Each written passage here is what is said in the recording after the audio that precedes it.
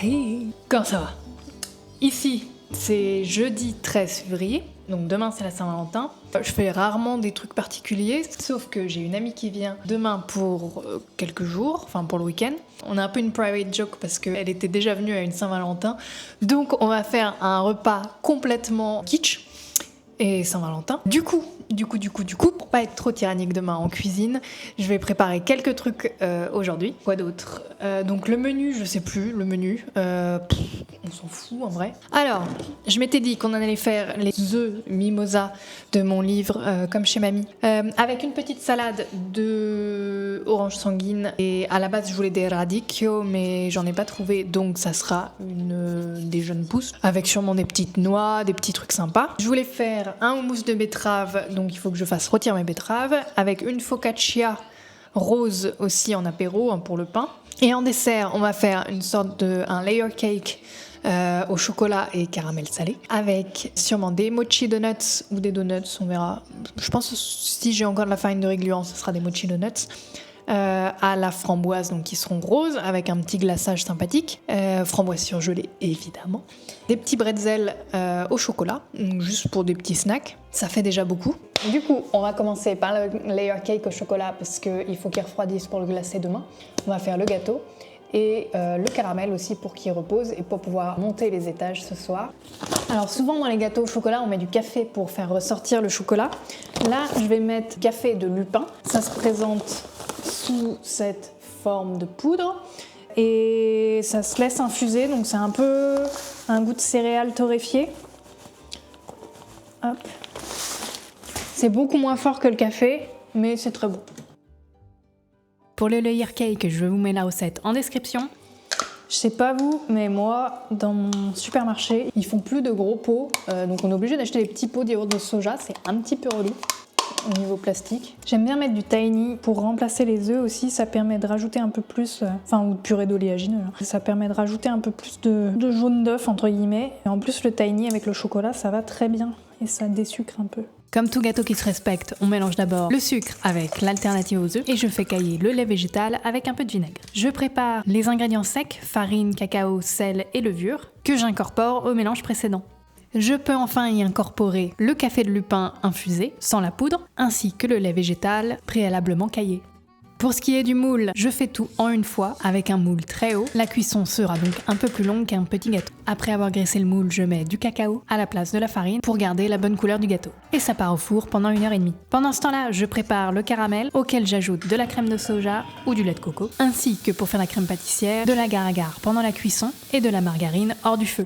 Il n'y a plus qu'à transvaser ça dans un moule pour laisser refroidir. Et bien sûr, on n'oublie pas la fleur de sel.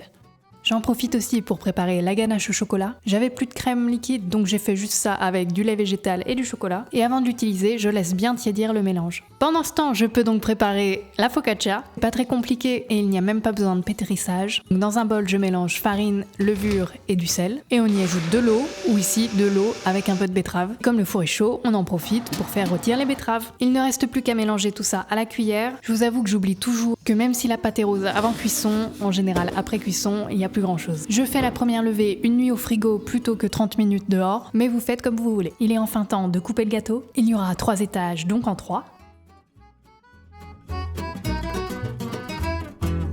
J'en profite aussi pour mixer la crème pâtissière afin qu'elle soit bien crémeuse. Et c'est le moment de monter tout ça. On commence donc par gâteau au chocolat, crème au caramel salé, un petit peu de ganache chocolat, et on continue ça jusqu'à la fin.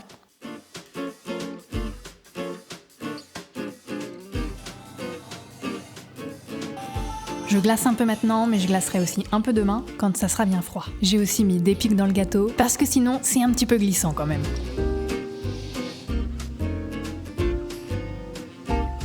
C'est fini pour aujourd'hui, prochain rush, à demain! Le gâteau a pris avec la ganache, mais il me reste encore pas mal de ganache, donc pour faire les bretzels au chocolat noir, on va refaire fondre ça, et puis on les mettra dans les petits bretzels, et puis on va avancer d'autres trucs. Pour les bretzels, c'est tout simple, il n'y a qu'à mettre du chocolat fondu ou de la ganache chocolat dedans et à laisser refroidir. Sinon, la première levée de la focaccia est faite. Il y en a encore 3 devant nous de 30 minutes. Alors, entre chaque, on va faire un peu de chaque plat. Comme je vous le disais, pour cette focaccia, il n'y a pas besoin de pétrissage. Par contre, entre chaque levée, on fait quelques rabats. Une fois que c'est fait, on remet dans un bol et on laisse lever 30 minutes dans un four éteint. Et donc, pendant ces 30 minutes, on peut faire la pâte à mochi donuts. Je mixe des framboises surgelées avec du yaourt et j'ajoute tout ça à un mélange de farine de blé, farine de riz gluant, sucre et poudre à lever. Il n'y a plus qu'à pétrir pour obtenir une pâte bien lisse. Puis, on découpe le pâton en 6 et chaque mini pâton en 8 boules.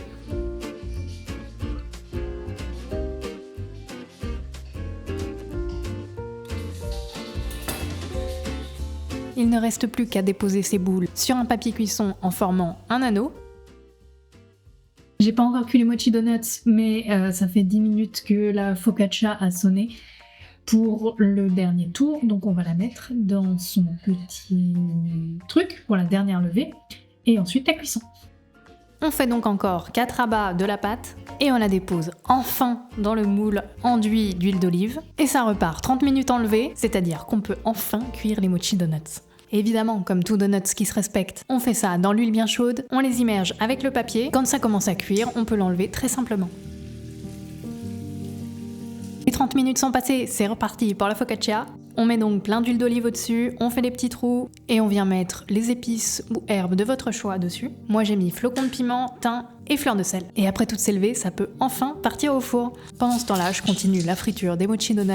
On a un timing serré ici, hein. Et quand ils auront refroidi, on pourra les glacer avec un glaçage tout simple, sucre, jus de citron et colorant. Et l'heure est enfin arrivée, la focaccia est prête. C'est plus une focaccia là, c'est une focaccia. Elle est magnifique. Bon, il me reste le glaçage des mochi donuts à faire, le houmous à la betterave, mais bon, ça prend 3 secondes et demie. Et quoi d'autre?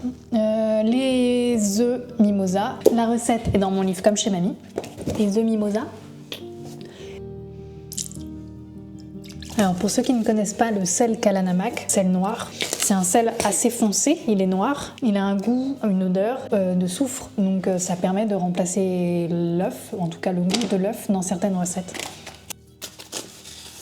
En général, j'en mets un peu avant cuisson, mais surtout après parce que je trouve que le goût soufré s'en va à la cuisson, à la chaleur. Pour le blanc des blancs d'œufs, c'est donc tout simple, lait de soja, agar-agar et kalanamak. Je vous ai pas montré le jaune, mais en gros, c'est du tofu lacto-fermenté avec de la mayo, du yaourt végétal, du kalanamak et un petit peu de curcuma pour le jaune. Pour le houmous, c'est à l'œil, des pois chiches, des betteraves rôties, du tahini, du jus de citron, de l'ail. En topping, je mets le 7 épices japonais Shishimito Garashi et il est enfin temps de dresser la table. On part sur du kitsch, assiette fleurs, confetti cœur en papier et plein de bougies. Il ne reste plus qu'à mettre tous les plats sur la table. Je ne vous ai pas montré la salade, mais en gros, c'est une salade de choux de Bruxelles rôti, suprême d'orange, noix du Brésil, toasté et jeunes pousses. Je vous laisse avec la magie du dessert. Vraiment, ces trucs qui pétillent partout là, c'est le mieux. L'assiette de dessert est aussi bien remplie puisque c'est non pas une part de gâteau, mais une part de gâteau, des bretzels au chocolat et un mochi donuts.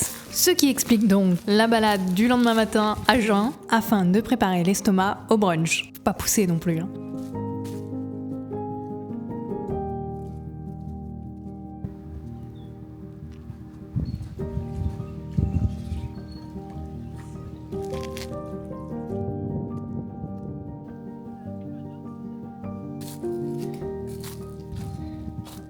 Une fois rentrée de la balade, je me mets au fourneau pour faire les pancakes de kimchi. C'est vraiment une recette qui prend pas beaucoup de temps et qui est super bonne, surtout quand on a du super kimchi. Si vous en avez pas, vous avez la recette sur mon blog, et sinon, ça s'achète. Ou vous pouvez mettre des légumes en boîte aussi dans ces pancakes. En plus de la farine de pois chiche et de la levure, il ne reste plus qu'à ajouter l'eau et à faire cuire à la poêle.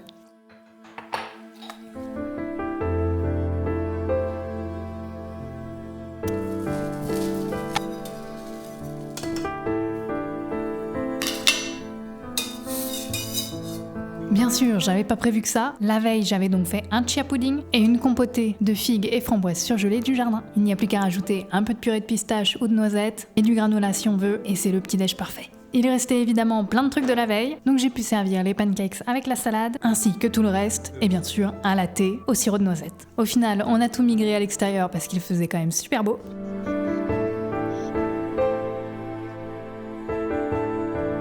Et on s'est fait un petit Creative Saturday en faisant de l'aquarelle toute l'après-midi dehors, avec de la bonne musique et de la bonne compagnie. Le samedi parfait quoi. Et vous avez fait quoi ce week-end ? Comme d'hab, si vous avez aimé cette vidéo, n'hésitez pas à mettre un j'aime et à cliquer sur la cloche pour vous abonner. On se retrouve la semaine prochaine, passez un bon week-end et à très vite.